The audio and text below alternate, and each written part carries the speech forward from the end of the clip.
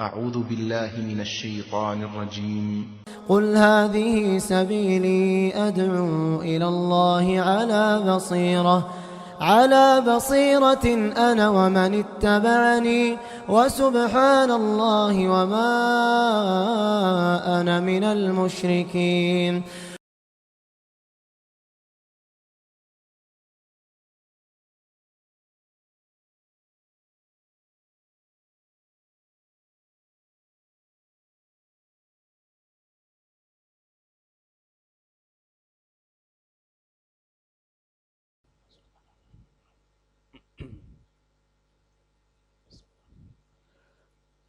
إن الحمد لله نحمده ونستعينه ونستغفره ونعوذ بالله من شرور أنفسنا ومن سيئات أعمالنا. من يهده الله فلا مضل له ومن يضلل فلا هادي له، وأشهد أن لا إله إلا الله وأشهد أن محمدا عبده ورسوله. أما بعد، فأعوذ بالله من الشيطان الرجيم. يا أيها الذين آمنوا اتقوا الله حق تقاته ولا تموتن إلا وأنتم مسلمون. يا أيها الناس اتقوا ربكم الذي خلقكم من نفس واحدة وخلق منها زوجها وبث منهما رجالا كثيرا ونساء، واتقوا الله الذي تساءلون به والأرحام إن الله كان عليكم رقيبا.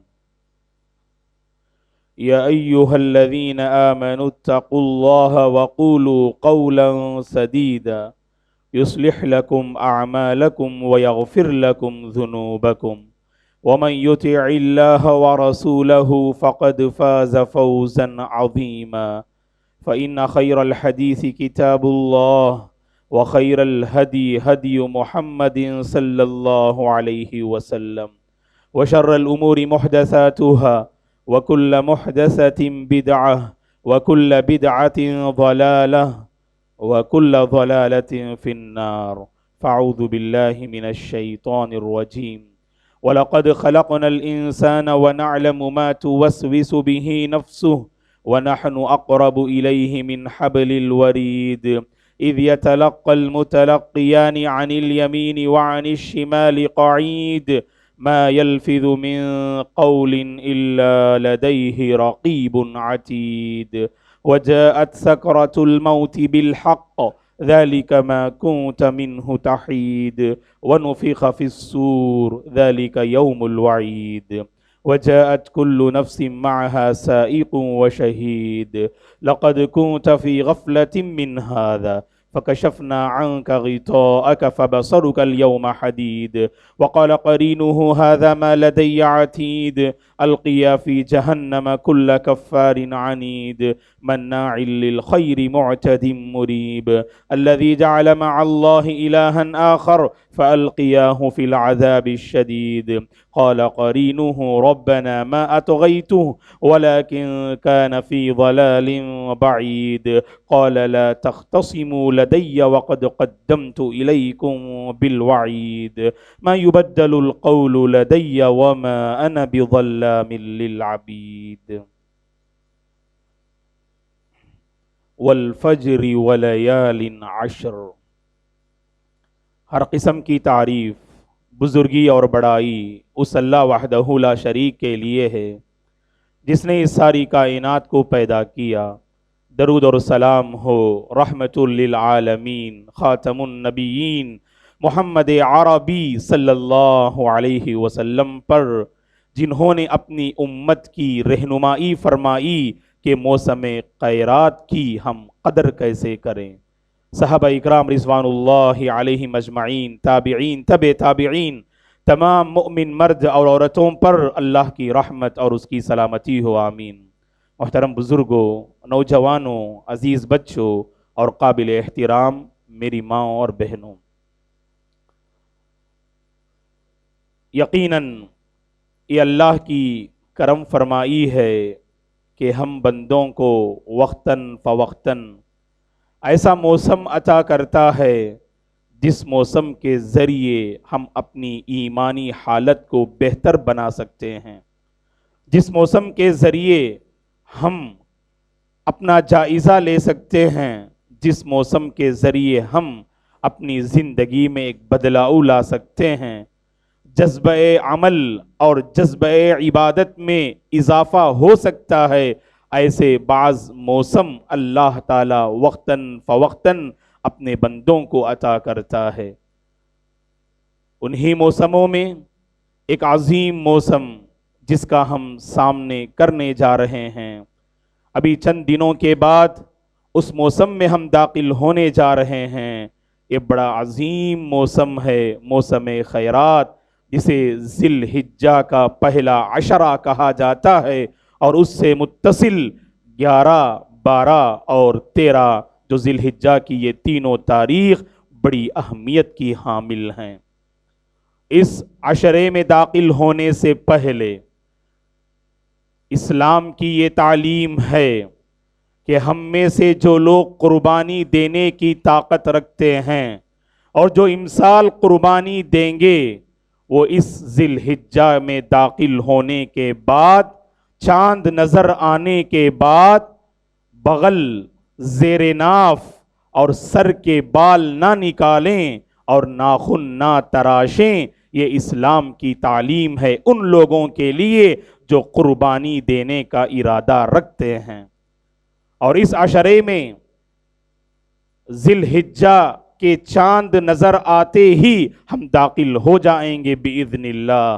اللہم اہلہ علینا بالامن والایمان والسلامت والاسلام، اس دعا کے ذریعے اس عشرے کا ہمیں استقبال کرنا چاہیے۔ اور جیسے ہی اس عشرے میں ہم داخل ہو جائیں تو اس عشرے کا ایک ایک لمحہ ایسا ہے کہ جس کی مجھے اور آپ کو قدر کرنی چاہیے، ہر کار خیر میں آگے بڑھنا چاہیے۔ اس عشرے میں اللہ کی رحمتیں برستی ہیں اور اللہ کی برکتیں نازل ہوتی ہیں، اور کیوں نہ ہو قرآن مجید میں اسی عشرے کی فضیلت کو واضح کرتے ہوئے اللہ نے فرمایا سورۃ الفجر کی ابتدائی آیات کریمہ میں، والفجر ولیال عشر، قسم ہے فجر کی اور 10 راتوں کی قسم۔ امام ابن کثیر رحمت اللہ علیہ اس آیت کی تفسیر میں لکھتے ہیں کہ علماء کی، مفسرین کی ایک بڑی تعداد اس بات پر متفق ہے کہ ان 10 راتوں سے مراد ذی الحجہ کے شروع کے 10 دن مراد ہیں، جن دنوں کی اللہ تبارک و تعالی نے قسم کھائی ہے۔ امام ابن حجر رحمت اللہ علیہ فرماتے ہیں یہ بڑے مبارک دن ہیں، ذی الحجہ کے پہلے 10 دن، ان کی قدر کرنی چاہیے اور ان کی فضیلت احادیث میں واضح کی گئی۔ آخر کار اس عشرے کی فضیلت کیوں ہے؟ امام ابن حجر رحمت اللہ علیہ نے اپنی صحیح بخاری کی جو شرح آپ نے کی فتح الباری میں آپ لکھتے ہیں لِمَكَانِ اجْتِمَاعِ أُمَّهَاتِ الْعِبَادَةِ فِيهِ وَهِيَ الصَّلَاةُ وَالصِّيَامُ وَالصَّدَقَةُ وَالْحَجُّ وَلَا يَتَأَتَّى ذَلِكَ فِي غَيْرِهِ۔ امام ابن حجر رحمت اللہ علیہ فرماتے ہیں اس عشرے پہ ہم غور کرتے ہیں تو ہمیں پتا چلتا ہے جو امہات العبادات ہیں، جو بڑی بڑی عبادتیں ہیں، اللہ تعالیٰ نے ان عبادتوں کو اس موسم میں جمع کر دیا۔ نماز کی بھی پابندی کرتے ہیں، روزوں کا بھی اہتمام کرتے ہیں، صدقہ و خیرات سے بھی ہمارا تعلق ہوتا ہے، اور اس موسم میں اللہ کے ایک بندوں کی تعداد ایسی ہوتی ہے جو حج کا فریضہ بھی انجام دیتی ہے۔ اللہ اکبر! دین اسلام کی جو اہم عبادات ہیں اللہ نے ان عبادات کو اس عشرے میں جمع کر دیا۔ دوستو اب سوال یہ ہے کہ ذی الحجہ کا پہلا عشرہ افضل ہے یا رمضان کا آخری عشرہ افضل ہے؟ اس پر بحث کرتے ہوئے اور جواب دیتے ہوئے شیخ الاسلام ابن تیمیہ رحمت اللہ علیہ نے بہت بہترین بات آپ نے کہی، کیونکہ دونوں عشرے کی اپنی جگہ فضیلت ہے۔ احادیث میں دونوں عشرے کی فضائل کو واضح کیا گیا۔ آپ رحمت اللہ علیہ نے کہا کہ ذی الحجہ کا پہلا عشرہ، اس کے دن زیادہ مبارک ہیں رمضان کے آخری عشرے سے، اور رمضان کے آخری عشرے کی راتیں اس عشرے کی راتوں سے زیادہ مبارک ہیں۔ ہیں، تو لہٰذا اس عشرے کے دن اللہ کے نزدیک زیادہ مبارک ہیں، اور رمضان کے آخری عشرے کی راتیں اللہ کے نزدیک زیادہ مبارک ہیں، یہ امام ابن تیمیہ رحمۃ اللہ علیہ فرماتے ہیں۔ تو دوستو، بڑا عظیم موسم ہے جس کا ہم استقبال کرنے جا رہے ہیں، تو لہٰذا ایک نئے جذبے کے ساتھ، ولولے کے ساتھ، جذبہ عمل اور جذبہ عبادت کے ساتھ اس عشرے کا ہمیں استقبال کرنا چاہیے۔ اس عشرے میں ہم میں سے ہر ایک مسلمان سے ایک یہ مطلوب ہے، خواہ وہ مرد ہوں کہ یا عورت، اس عشرے میں خوب اللہ کی بندگی کو بجا لانی چاہیے، ہر کار خیر میں آگے بڑھنا چاہیے، اپنے نفس کا جائزہ لینا چاہیے۔ آپ کے نفس میں جو بھلائیاں پہلے سے پائی جاتی ہیں، ان بھلائیوں میں اور تیزی لائیے اور اضافہ کرنے کی کوشش کیجیے، اور آپ کے اندر اگر برائیاں پائی جاتی ہیں، اللہ کا یہ کرم ہے، پھر دوبارہ اللہ تعالیٰ ان برائیوں سے باز آنے، ان برائیوں سے سچی توبہ کرنے کا ایک سنہرا موقع اللہ ہمیں عطا کر رہا ہے۔ اس کو غنیمت جاننا چاہیے اور اپنے گناہوں سے توبہ کریں اور حرب اپنانے کا عزم مصمم کریں، کیونکہ اللہ کے نبی نے بڑی عظیم خوشخبری سنائی صلی اللہ علیہ وسلم نے۔ ابو داؤد اور ترمذی کی صحیح حدیث ہے، اللہ کے نبی نے فرمایا صلی اللہ علیہ وسلم نے، من ایام العمل الصالح فیہن احب الى اللہ من هذه الايام العشر قالوا یا رسول اللہ ولا الجہاد فی سبیل اللہ قال نعم ولا الجہاد فی سبیل اللہ الا رجل خرج بنفسه وماله ثم لم يرجع من ذلك بشيء۔ اللہ کے نبی نے فرمایا صلی اللہ علیہ وسلم نے، ان 10 دنوں میں کیے جانے والے اعمال اللہ کے نزدیک بقیہ دنوں میں کیے جانے والے اعمال سے بہت زیادہ پسندیدہ ہیں۔ یعنی اگر کوئی بندہ کوئی نیکی ان 10 دنوں میں اپناتا ہے، وہ نیکی اللہ کو اس قدر محبوب ہے، بقیہ دنوں میں اگر وہی نیکی اپناتے ہیں تو اس سے کہیں زیادہ اللہ تعالیٰ اس نیکی کو پسند فرماتے ہیں جو نیکی کے آپ ان 10 دنوں میں اختیار کرتے ہیں۔ بڑے عظیم اعمال ہیں جو ہم انجام دیں گے ان 10 دنوں میں۔ اللہ کے نبی سے صحابہ نے پوچھا، اے اللہ کے رسول، کیا اللہ کے راستے میں جہاد کرنے سے بہتر گویا کہ ثواب اور عمل ان 10 دنوں میں کیے جانے والا عمل ہے یا نہیں؟ اللہ کے نبی نے فرمایا صلی اللہ علیہ وسلم نے، ہاں، اللہ کے راستے میں جہاد کرنے سے بہتر اور فضیلت والا عمل ان 10 دنوں میں کیے جانے والے اعمال ہیں۔ ہاں، اللہ کا وہ بندہ جو اپنے نفس کے ساتھ، جان کے ساتھ اور مال کے ساتھ میدان جہاد کی طرف آگے بڑھتا ہے اور اس کی جان وہاں پر چلی جاتی ہے، شہادت کو وہ پا لیتا ہے، اپنی جان کا نذرانہ وہ پیش کر دیتا ہے، ایسے مجاہد کے سوا بقیہ جو مجاہدین ہیں ان پر اللہ تعالیٰ نے ان بندوں کو فوقیت دی ہے جو اس عشرے کی قدر کرتے ہیں اور اس عشرے میں کار خیر کو انجام دیتے ہیں۔ لہذا دوستو، اس عشرے میں ہمیں ہر کار خیر میں پہل کرنا چاہیے، اور یہ ہماری پہچان ہے، یہ ہماری پہچان ہے۔ اللہ نے قرآن مجید میں کہا وَسَارِعُوا إِلَى مَغْفِرَةٍ مِّن رَبِّكُمْ وَجَنَّةٍ، اے اللہ کے بندو، اپنے رب کی مغفرت اور اس کی تیار کردہ جنت کو پانے میں دوڑ لگاؤ۔ ایک دوسرے سے آگے بڑھنے کا حوصلہ ہمارے اندر ہونا چاہیے۔ ایک دوسرے مقام پر فرمایا سابقوا إِلَى مَغْفِرَةٍ مِّن رَبِّكُمْ وَجَنَّةٍ، اے اللہ کے بندو، اپنے رب کی مغفرت اور بخشش اور اس کی تیار کردہ جنت کو پانے میں ایک دوسرے سے آگے بڑھو، سبقت لے جاؤ۔ تو سبقت لے جانے کا یہ موسم ہے، ایک دوسرے سے آگے بڑھنے کا موسم ہے، اپنے جذبات میں بہتری لانے کا یہ موسم ہے، اللہ کی مغفرت کو پانے کا یہ موسم ہے، اللہ کی رضامندی کو پانے کا یہ موسم ہے، اور اس کا ایک ایک لمحہ غنیمت ہے دوستو۔ لہٰذا ان لوگوں سے ہم اپیل کرتے ہیں جو اس عشرے میں داخل ہونے کے باوجود ان کے اندر کوئی تبدیلی نہیں آتی، کوئی بدلاؤ نہیں آتا، جیسے ان کی زندگی تھی وہی معاملہ ان کے ساتھ ہوتا ہے۔ ایسا نہیں ہونا چاہیے دوستو۔ فرائض کی آپ پابندی کرتے ہیں، آپ ابھی سے تہیہ کیجئے، فرائض کے ساتھ ہم سنتوں کی پابندی کریں گے۔ آپ فرائض اور سنتوں کے پابند ہیں آپ تو ابھی سے ارادہ کیجئے، فرائض و سنتوں کے ساتھ ہم نوافل کے میدان میں بڑھ چڑھ کر حصہ لیں گے۔ یہ موسم آیا ہے ہمارے اندر خیرات کو جو ہے پیدا کرنے، خیرات کے جذبے میں مضبوطی لانے کے لیے یہ موسم آ رہا ہے، تو لہٰذا اس کی ہمیں قدر کرنی چاہیے اور ہر کار خیر میں بڑھ چڑھ کر حصہ لینے کی فکر کرنی چاہیے۔ ان 10 دنوں میں جن اعمال کو ہم انجام دیں گے ان میں سے ایک عظیم عمل روزہ بھی ہے دوستو. روزے کا اہتمام کرنا چاہیے.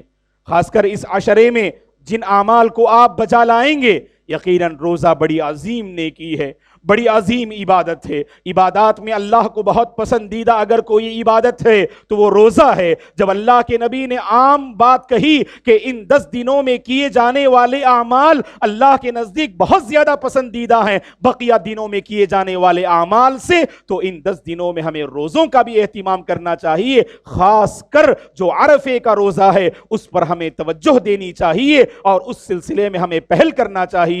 صحیح مسلم کی حدیث ہے, اللہ کے نبی نے خوشخبری سنائی. یہ بہت عام اور مشہور حدیث ہے جسے ہم جانتے ہیں. اللہ کے نبی نے فرمایا صلی اللہ علیہ وسلم نے, سیام یوم عرفۃ احتسب علی اللہ ان یکفر السنۃ التي قبلہ والسنۃ التي بعدہ. میں اللہ کی ذات سے ثواب کی امید رکھتا ہوں کہ یہ عرفے کا جو روزہ ہے اگر کوئی بندہ اس کا اہتمام کرتا ہے اللہ اس ایک روزے کے بدلے اس کے اگلے اور پچھلے 2 سال کے گناہ اللہ تعالیٰ معاف فرما دیتے ہیں. بڑا عظیم روزہ ہے جو اللہ تبارک و تعالیٰ نے ان لوگوں کے لیے رکھا ہے جو حج نہیں کرتے ہیں. البتہ جو حاجی حج کرتے ہیں وہ عرفے کے دن عرفے کے مقام پہ ہوتے ہیں اور وہاں پر زوال آفتاب کے بعد سے لے کر غروب آفتاب تک یا اگلے دن فجر تک اللہ کی مغفرت کو پانے, اللہ کی رحمت کو پانے میں وہ سبحان اللہ مکمل مصروف رہتے ہیں. ان کے حق میں اللہ نے روزے کو مسنون نہیں قرار دیا, بلکہ جو لوگ حج کا ارادہ نہیں کرتے ہیں اپنے اپنے مقام پر ہیں ایسے لوگوں کے لیے اللہ نے اس روزے کو مسنون اور مشروع قرار دیا. تو لہٰذا عرفے کا روزے کا اہتمام ہمیں کرنا چاہیے. اس کا فائدہ یہ ہے اللہ تبارک و تعالی 2 سال کے گناہ معاف فرما دیتے ہیں. اللہ کی ذات کس قدر رحم کرنے والی ذات ہے, ایک دن کے روزے کے بدلے ہمارے 2 سال کے گناہ معاف ہوتے ہیں اور معاف کر دیے جاتے ہیں. تو لہٰذا دوستو ایسی نیکیوں کی ہمیں قدر کرنی چاہیے. اب تک ہماری زندگی میں 10 سال 20 سال 30 سال گزر گئے لیکن کبھی ہم نے اس پر توجہ نہ دی. لیکن اس سال تہیہ کیجئے, عزم مصمم کیجئے کہ ان 10 دنوں میں کیے جانے والے اعمال میں ہر عمل کی ہم قدر کریں گے, ہر عمل پہ ہم توجہ دیں گے اور ہر عمل کو اپنانے کی ہم کوشش کریں گے. اس لیے کہ ہماری زندگی کا ایک روٹین ہے کہ رمضان کا موسم آتا ہے, عشر ذی الحجہ کا موسم آتا ہے, جیسے ہم عام طور پر گزارتے ہیں ویسے ہی ہم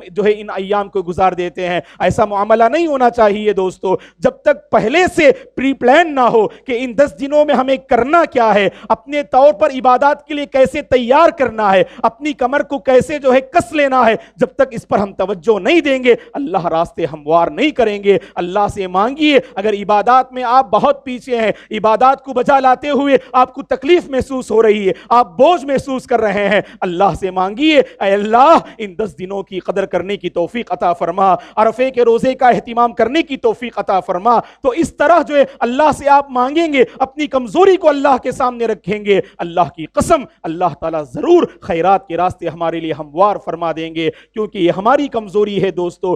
دین کے معاملے میں جو ہمارے اندر کمزوری ہوتی ہے کبھی اس کمزوری کو ہم نے کمزوری نہیں سمجھا, کمزوری کو ہم نے کبھی کمزوری جانا نہیں. نتیجے میں وہ کمزوری برسوں سے ہماری زندگی کا حصہ بن جاتی ہے اور کبھی وہ ہم سے الگ ہو نہیں پاتی. تو اس طرح کے موسم کو اللہ اس لیے عطا کرتے ہیں تاکہ ہم کمزوری کو پہچانیں, اپنی غلطی کا ہم اعتراف کریں اور اپنے اندر بدلاؤ لانے کا حوصلہ اپنے اندر پیدا کریں, تاکہ اللہ تعالیٰ اس موسم کے ذریعے ایسا زبردست بدلاؤ اور انقلاب ہماری زندگی میں لے آئے گا کہ اس عشرے کے بعد والی زندگی بھی ہماری مثالی ہوگی, اس عشرے کے بعد والی زندگی بھی اللہ کو راضی کرنے والی ہوگی, اس عشرے کے بعد والی زندگی بھی اللہ تعالیٰ کی رضامندی کو پانے والی زندگی ہوگی. تو لہٰذا اس عشرے میں داخل ہونے سے پہلے ہی میرے اور آپ کی یہ ذمہ داری ہے کہ ہم اللہ سے خوب مانگیں, اے اللہ تو موسم تو عطا کر رہا ہے لیکن موسم کی قدر کرنے والے بندوں میں مجھے شامل فرما. تو موسم تو عطا کر رہا ہے,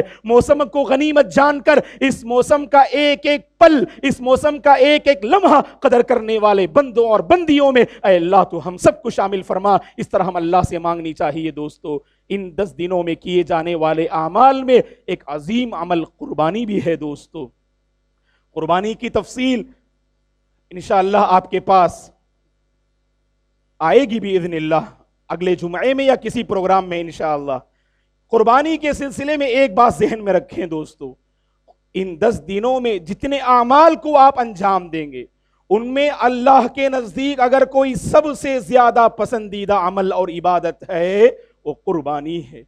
اس قربانی کی بدولت اس عشرے کو یہ مقام عطا کیا گیا، جیسے قدر والی رات کی بدولت آخری عشرے کو وہ مقام عطا کیا گیا رمضان کے آخری عشرے کو، اسی طرح اس ذی الحجہ کے پہلے عشرے کو جو مقام حاصل ہے وہ اسی قربانی کی بدولت ہے۔ دوستو دنیا بھر کے مسلمان جو طاقت رکھتے ہیں اللہ اکبر اللہ کی رضامندی کو پانے کے لیے قربانی کا فریضہ، قربانی جیسا عظیم عمل انجام دیتے ہیں۔ اللہ تمام کی قربانیوں کو قبول فرمائے۔ اور قربانی کے سلسلے میں ایک بات ذہن میں رکھنا دوستو، یہ جب عظیم عبادت ہے تو اس میں ہماری نیتوں میں کھوٹ اور خلل جو ہے نہیں آنا چاہیے۔ جیسے بہت سارے اللہ کے بندے بڑا عمدہ جانور خریدتے ہیں لیکن اس موسم میں شو آف ہوتا ہے، لوگوں کو دکھانے کے لیے، ریاکاری کے لیے، اپنے پیسوں کو جتانے کے لیے، اپنی مالداری کا اظہار کرنے کے لیے لوگوں کے درمیان آپ موضوع بحث بنے رہیں، اس خاطر آپ کوئی جانور خریدتے ہیں، آپ کی نیت میں خلل ہے، اللہ کے پاس ایسی قربانی قابل قبول نہیں ہوتی ہے۔ اللہ نے قرآن میں صاف طور پر فرما دیا لن ینال اللہ لحومها ولا دماؤها ولکن ینالہ التقوی منکم، اللہ کے پاس قربانی کے جانوروں کا نہ گوشت پہنچتا ہے اور نہ ان کا خون پہنچتا ہے، اگر پہنچتا ہے تمہارے دلوں کا تقوی پہنچتا ہے، تمہارے دلوں میں جو پرہیزگاری ہوتی ہے، اللہ کا ڈر ہوتا ہے، یہی اللہ کا ڈر اللہ کے پاس پہنچتا ہے۔ تو لہٰذا اللہ کو راضی کرنے کے لیے اس عمل کو انجام دینا چاہیے، اور ہر قربانی دینے والا اور بقیہ تمام مسلمان اس عشرے میں یہ عہد کریں دوستو، اے اللہ تیرا حکم ہے تو تیرے حکم کی خاطر ہم نے اس جانور کو تیرے راستے میں قربان کر دیا۔ اسی طرح اے پروردگار یہ جان تیری دی ہوئی ہے، یہ جان تیری دی ہوئی ہے، یہ مال تیرا دیا ہوا ہے، یہ زندگی تیری دی ہوئی ہے، اور اے اللہ ہم عہد کرتے ہیں جب بھی ضرورت پڑے گی اے اللہ ہم اس کو تیری راہ میں ہم قربان کر دیں گے، تیری مرضی پر ہم اس کو قربان کر دیں گے۔ ابراہیم علیہ السلام، اسماعیل علیہ السلام کی زندگی کو یاد دلانے والے یہ ایام ہیں۔ ابراہیم اور اسماعیل علیہ السلام اللہ کے بڑے فرما بردار بندے تھے، اللہ کے بڑے فرما بردار بندے تھے، اسی فرما برداری کا ایک مظہر قربانی کی شکل میں ہم انجام دیتے ہیں دوستو۔ اس قربانی کے ذریعے صرف جانور پر چھری چلانا نہیں ہے دوستو، بلکہ اپنی خواہشات پر بھی چھری چلانا ہے اور اپنی زندگی کو اللہ کی مرضی پر گزارنے کا عہد کرنا ہے۔ یہ وہ عظیم موسم ہے جس کا ہم استقبال کرنے جا رہے ہیں، اور ان 10 دنوں میں کیے جانے والے اعمال میں ایک عظیم عمل ہے دوستو جس پر ہمیں توجہ دینی چاہیے، وہ ذکر و اذکار کا اہتمام ہے، ذکر و اذکار کا اہتمام ہے۔ امام بخاری رحمۃ اللہ علیہ نے اپنی صحیح میں تعلیقاً اس روایت کو نقل کیا ہے کہ ابن عمر رضی اللہ عنہما، ابو ہریرہ عبد الرحمن بن صخر الدوسی رضی اللہ عنہما جب اس عشرے میں داخل ہوتے بازار میں چلے جاتے اور بآواز بلند اللہ کی بڑائی بیان کرتے، اللہ کی کبریائی بیان کرتے، تاکہ وہ لوگ جو تجارت میں مشغول ہیں، دنیاوی کاموں میں مشغول ہیں، انہیں اس بات کی یاد دہانی کرانے کے لیے ان لمحات کو ذکر الہی میں گزارنا چاہیے، عشرے ذی الحجہ کے لمحات کو ذکر الہی میں گزارنا چاہیے دوستو۔ بڑا عظیم عمل ہے۔ مسند احمد کی ایک حدیث ہے، اللہ کے نبی نے فرمایا صلی اللہ علیہ وسلم نے اس عشرے کو ذکر کرتے ہوئے فَأَكْثِرُوا فِيهِنَّ مِنَ التَّحْمِيدِ وَالتَّهْلِيلِ وَالتَّكْبِيرِ، جب اس عشرے میں تم داخل ہو جاؤ تو زیادہ سے زیادہ اللہ کی تعریف الحمدللہ بیان کرو، اللہ تبارک و تعالیٰ کی کبریائی اللہ اکبر بیان کیا کرو، لا الہ الا اللہ کا جو ہے اہتمام کیا کرو۔ قرآن مجید میں اللہ نے سورہ حج میں فرمایا وَيَذْكُرُ اسْمَ اللَّهِ فِي أَيَّامٍ مَّعْلُومَاتٍ عَلَى مَا رَزَقَهُم مِّن بَهِيمَةِ الْأَنْعَامِ، ان مخصوص دنوں میں، مقررہ دنوں میں اللہ تبارک و تعالیٰ کی خاطر اللہ کا نام لے کر جیسے تم سبحان اللہ جانوروں پر چھری چلاتے ہو، تو اسی طرح ان دنوں میں، ان متعین دنوں میں ہمیں خاص کر ذکر کا اہتمام کرنا چاہیے دوستو۔ ذکر بڑی عظیم نیکی ہے، ذکر بڑی عظیم نیکی ہے، اور میں اگر یہ بات کہوں تو غلط نہ ہوگا کہ یہ بڑی عظیم نیکی ہے اور بڑی آسان نیکی ہے، اس کے باوجود سب سے زیادہ اس عبادت کے سلسلے میں ہم لاپرواہی برتتے ہیں دوستو۔ بڑی عظیم نیکی ہے اور بڑی آسان نیکی ہے، اس کے باوجود ہم اپنی زبان کا جائزہ لے کر دیکھیے، یا تو اس میں غیبت ہوتی ہے یا دوسروں کے سلسلے میں صرف برائی کرتے رہتے ہیں، چغلیاں کھاتے رہتے ہیں اور گندی زبان استعمال کرتے رہتے ہیں۔ ہماری زبان اگر خالی ہے، ذکر الہی سے خالی ہے دوستو، چلیے اس عشرے سے ہم یہ سبق حاصل کرتے ہیں، اپنی زبان کو ہم قابو میں رکھنے والے بن جائیں گے انشاءاللہ، لگام دینے والے بن جائیں گے، اور ہماری زبان کو زیادہ تر ہم اللہ کے ذکر میں ہم استعمال کریں گے۔ اللہ کے نبی نے جو اس صحابی کو جو نصیحت فرمائی، اس نصیحت پر ہم اپنی زندگی کو بسر کرنے والے بن جائیں گے۔ جب ایک صحابی نے اللہ کے نبی سے نصیحت و وصیت کا مطالبہ کیا تو اللہ کے نبی نے فرمایا لا یزال لسانک رطبا من ذکر اللہ، تمہاری زبان ہمیشہ اللہ کے ذکر سے تر رہنا چاہیے۔ میں عورتوں سے بھی گزارش کرتا ہوں کہ ان 10 دنوں میں خاص کر آپ اگر باورچی خانے میں ہیں، اپنے کمرے میں ہیں یا ہال میں ہیں، جہاں کہیں آپ ہیں، آپ کی یہ ذمہ داری ہے میری ماں اور بہنوں، آپ کی زبان بھی اللہ کے ذکر سے تر رہنی چاہیے۔ اس کا آسان طریقہ یہ ہے دوستو، خاص کر ان 10 دنوں میں اس پر عمل کرنے کی کوشش کیجئے۔ گھر میں آپ ہیں اور بیٹھے بیٹھے اللہ اکبر، لا الہ الا اللہ، استغفر اللہ، سبحان اللہ، آپ تھوڑی بلند آواز سے اس طرح اہتمام کیجئے۔ اس کا فائدہ یہ ہوگا آپ کے آس پاس جو احباب موجود ہیں ان کو بھی آپ نے اپنے عمل سے یاد دلا دیا۔ یہ بڑے مبارک ایام ہیں، ان میں ہماری زبان اللہ کے ذکر سے تر رہنی چاہیے۔ بیکار کی باتوں سے، لا یعنی کاموں سے اپنی زبان کو پرہیز کریں، اپنی زبان کو دور رکھا کریں دوستو۔ تو لہٰذا یہ بڑا عظیم عمل ہے جس پر ہمیں توجہ دینی چاہیے کہ ہماری زبان ذکر الہی سے تر رہنی چاہیے، اور خاص کر ان 10 دنوں میں اللہ کی بڑائی زیادہ سے زیادہ بیان کرنی چاہیے، اور عرفے کے دن سے لے کر ایام التشریق کے ختم ہونے تک ہر نماز کے بعد اللہ کی بڑائی بیان کرنے کی تعلیم دی گئی۔ اور ایام تشریق کے سلسلے میں عموماً ہمارے ذہنوں میں یہ بات ہوتی ہے، جیسے یہ عید ختم ہوتی ہے ذی الحجہ کی 11ویں 12ویں اور 13ویں تاریخ میں، ہم یہ سمجھتے ہیں یہ صرف کھانے پینے کے دن ہیں۔ اللہ کے نبی نے فرمایا ایام اکل و شرب، اور آگے فرمایا وذکر اللہ، یہ صرف کھانے پینے کے دن نہیں ہیں، کھانے پینے کے ساتھ ساتھ اللہ کو بھی یاد کرنا چاہیے دوستو، اللہ کی بڑائی بھی بیان کرنی چاہیے۔ اللہ سے ہماری دعا ہے اللہ تعالی ہم سب کو ان 10 دنوں کی قدر کرنے کی توفیق عطا فرمائے، ہر کار خیر میں بڑھ چڑھ کر حصہ لینے کی توفیق عطا فرمائے، ایک نیا جذبہ اور ایک نئے ولولے کے ساتھ اس عشرے کا استقبال کرنے کی اے اللہ تو ہم سب کو توفیق عطا فرما۔ ان خوش نصیب بندوں اور بندیوں میں اے اللہ تو ہم سب کو شامل فرما جو اس عشرے کی قدر کرتے ہیں، اس عشرے میں تیری مغفرت اور رحمت کو پاتے ہیں۔ اے اللہ ان خوش نصیب لوگوں میں ہم سب کو شامل فرما۔ اے اللہ ہم تجھ سے یہ مانگتے ہیں کہ امسال جو حجاج دنیا بھر سے تیرے گھر کا رخ کرتے ہوئے جنہوں نے جو ہے تیرے گھر کا سفر کیا ہے، اے اللہ ان کے سفر کو تو قبول فرما، ان کے حج کو تو حج مبرور نصیب بنا دے، انہیں تو حج مبرور نصیب فرما، ان کے سفر کو تو آسان فرما، اور سفر کی صعوبتوں سے اے اللہ تو ان کی حفاظت فرما، اور پوری سلامتی کے ساتھ اے اللہ تو انہیں ان کے اپنے وطن لوٹا، ان کے اپنے وطن واپس فرما۔ اے اللہ ہم میں سے جو حج کرنے سے رہ گئے ہیں اے اللہ حرمین شریفین کی زیارت نصیب فرما، حج مبرور کی سعادت نصیب فرما، عمرے کی سعادت نصیب فرما، امن والی، سکون والی، صحت والی، تندرستی والی زندگی اے اللہ ہم سب کو نصیب فرما۔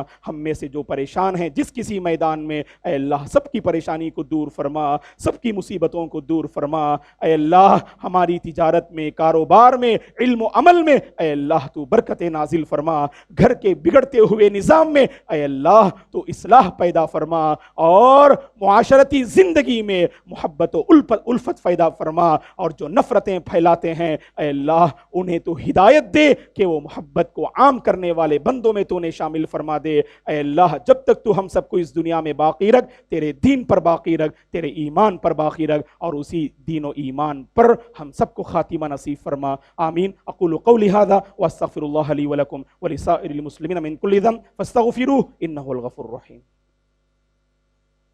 إن